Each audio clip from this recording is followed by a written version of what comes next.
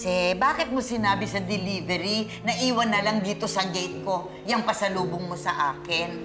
Hindi ko naman sinasadya, May, na yun napindot ko. O, paano ngayon yan? O, asan? Nga. O sige, kung gusto mo, pumunta tayo ng barangay, ng pulis. O kasi pati NBI, puntahan natin, mag-report tayo para wag na tayo mag-away. Oo nga, kakadating lang ni Didi. Wala kang ibang ginagawa kung hindi awayin siya. Kala ko pa naman na mismo ko. Ma'am Didi, ano po ba itsura ng box? Siguro mga 3 feet by 3 feet, tapos may pangalan na nakasulat, tapos may address namin ni Mama.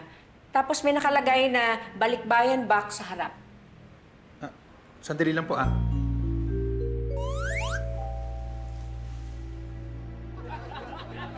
Ba't di mo sinabi na nakuha mo na pala yan? Sabi niyo ma'am, balikbayan box? Iba po nakasulat eh. Ito po oh, balik yan. Di po ba ibalik yan? Sige po, ibabalik ko na po. Hay! Tumigil ka! Lumayo ka! Wala!